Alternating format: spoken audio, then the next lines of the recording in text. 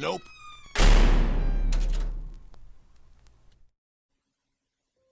Number 1. It all started in high school. A few weeks in, I made a few friends and was keen on making more. So I tried to talk to everyone that I could. I was still somewhat new to the school, and one day I got lost. This is when I met the guy who would eventually become my stalker.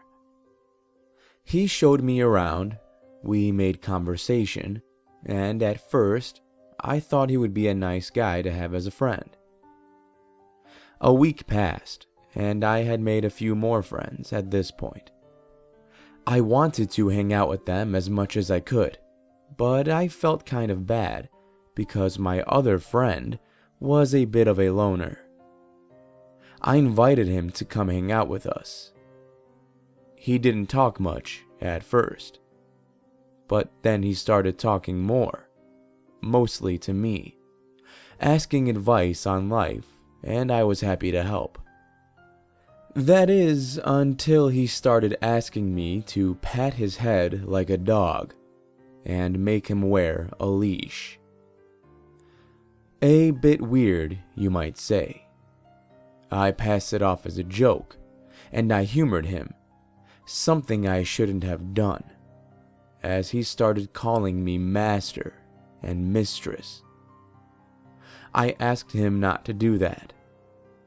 I told him I wasn't comfortable with this behavior, but it was apparently too late to fix things.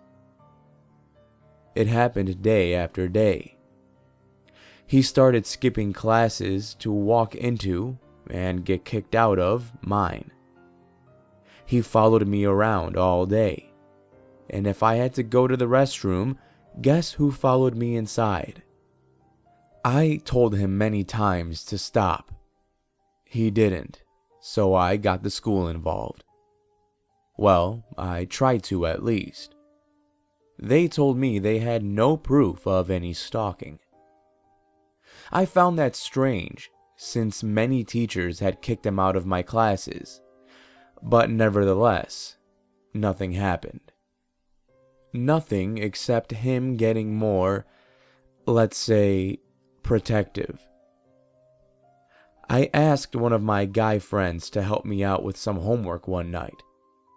My stalker overheard this from around the corner and didn't like who I asked for help. He fought every guy I tried to talk to. Some girls might find this flattering, but I found it extremely annoying. I tried to tell him not to worry, that we were just friends, but his exact words were, "They don't deserve you. They are worthless compared to my master." At this point, I really needed him to stop, and I aggressively yelled at him. I did feel bad, because it was quite harsh, but it was the only way to get it through his thick head. I thought I was finally free from this cycle. He finally stopped following me, until one day I found a letter in my locker. In this letter, my stalker detailed his disgust for males and his hate for himself. It said that he must have been evil for his master to treat him like that, and that he must be punished. It also said that I must be taught not to shun pets. It was a few pages long, and it was very disturbing. In fact, it was the most terrifying thing I've ever read, especially when I was done reading it, and looked up only to see him staring at me from down the hall. He quickly came up to me and opened his phone, showing me pictures of a cartoon character that happened to have a similar appearance to mine, same brown eyes and curly hair. He then gave me a leash to be used on him and asked me to walk him around. At that point, I ran away, up to the main office with the letter in my hand. The principal, after 5 visits, finally had the proof he needed and agreed to step in. The police got involved soon after, and a restraining order was put in place. He wasn't allowed within 50 feet of me. About a month later, I was sitting in my room doing some homework when I heard a scratch at the window. I looked over, and to my terror, he was standing there just outside my bedroom window. He had a collar around his neck, and a leash was dangling down from it. He was glaring at me intensely through the glass. His face then cracked into a disgusting grin before he began to lick the surface of the window, causing me to run off. Thankfully, about a month later, we moved out of town. Being stalked is not romantic or fun. It's terrifying, bone-shaking, nerve-wracking, and the worst thing I have ever gone through. I have no idea how he is now or what he's up to.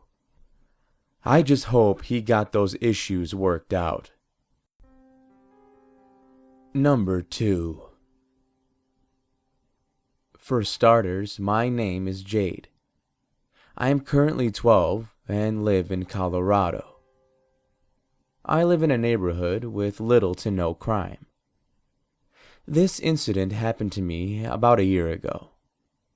I was doing my nightly routine: shower, brushing my teeth, and going to bed. Before I go on, I should explain that the small window in my bathroom was situated right above the shower. Anyway, as I was saying, I heard a loud bang on the window. At first, I thought it was my mom trying to scare me. But when I walked out of my bathroom, I saw my mom sitting on the couch. Confused, I asked my mom if she had been in the backyard. But in the middle of my sentence, we both heard a loud bang on the sliding glass door. My mom told me to get into the laundry room, which had no windows. My aunt, who had lived with us at the time, got her gun and actually walked outside. About a minute later, she comes back in and tells us that she discovered footprints leading up to the electric box. I felt sick to my stomach, realizing that this person was probably watching me in the shower and staring at me while I got dressed before they eventually banged on the window.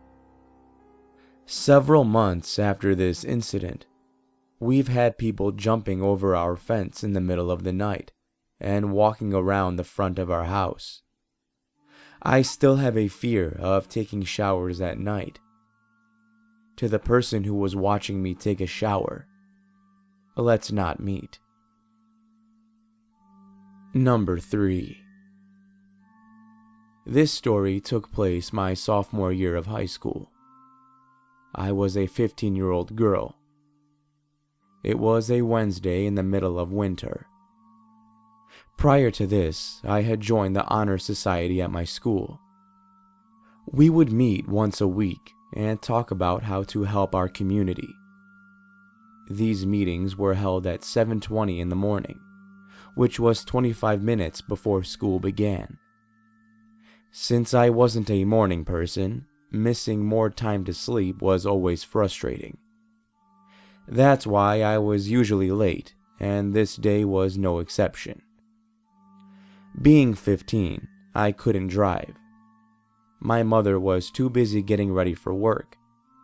Because of this, I had to have my grandma, who lived with us, take me to school. My grandma opened the garage with a button on the garage wall. Both my grandma and I got into her car, which was parked inside the garage. Once we were both seated, she pulled out into the driveway. She looked back towards the house for a moment as she drove, and that's when I screamed to stop, and she quickly slammed on the brakes. There was a man, tall, about 6 feet, dirty blonde-looking hair, wearing all black. He was only illuminated by the headlights, since on winter mornings it was pitch black. And to top it off, today it was raining. I noticed something in his hand. I looked closely and thought I saw a black handle. The man didn't look at us, explain himself, or wave a hand to say he's sorry. He just stopped in front of the lights for about 3 seconds before continuing to walk through our yard towards our neighbor's house. We watched him disappear into the dark. Now, I live in a neighborhood where we all know each other and watch out for each other. We all own about 1 acre of land. Around that time, my neighbors were having some work done on their property by taking down some trees and fixing up the outside of their house. So my grandma, with her heart of gold, continued to drive as we discussed what just happened. She assumed that it was just a worker, but I knew he wasn't. I told her I thought he had a knife, but she brushed it off, saying it was just a worker holding a dustpan or shovel, and that he was just using our yard as a shortcut. But no, something told me I had to warn my mother. I began to text my mother, but no texts were going through. Nothing was sending. I texted, "Lock the door," and when I finally had one go through, she didn't understand. She questioned me, asking, "What? Why?" At this point, I called her, quickly explaining the situation and yelling at her to bolt lock the door. She did, and not even a second later, the tall man opened up the screen door and tried to open up the main door's handle. When that didn't work, he began trying to kick the door down. My mother immediately called the police. I don't know how quickly the police arrived, but we live in a small town, so I assume the response was pretty fast. When the police arrived, she told them what happened, and they wrote up a report. Later that morning, the man was found a couple roads down. Apparently, he tried to get into some other houses in the area. He ended up getting into one, and a man had chased him out carrying a shotgun. He was caught and arrested. We were told by police that they confiscated a butcher knife that he was carrying. Although this story could have ended a lot worse, it always holds a lot of what ifs. What if I hadn't been late? What if I hadn't gotten a hold of my mom? And the biggest one of all, what if I wasn't late and my grandma would have asked him if he needed help? I'm now a junior in high school, and it's been about a year since this all took place. The events of this encounter still haunt me. I'm afraid to be alone. I double check or even triple check locks. I listen intently to the sounds of my house when I'm trying to go to sleep. If I hear anything, I get up and check it out. That man has made me paranoid, but I guess my fears are rational. No one expects that their home will ever be the site of this kind of encounter. Thank you for listening, and I hope you enjoyed this week's video. If you did, smash that like button, subscribe, and turn on that notification bell so you can know every time I upload a new video. Guys, big news. Well, two things actually.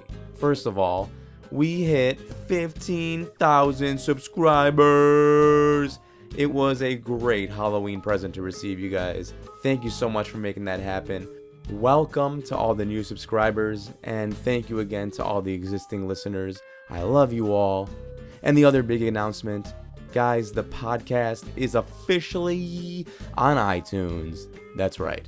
iTunes has accepted us into their legion of existing podcasts. I say that because mine kind of gets buried when you search NOPE, Nope. Other podcasts will come up. But you guys can help that by giving it a listen, following it, and giving it a rating. Rate it honestly. If you like it, give it 5 stars.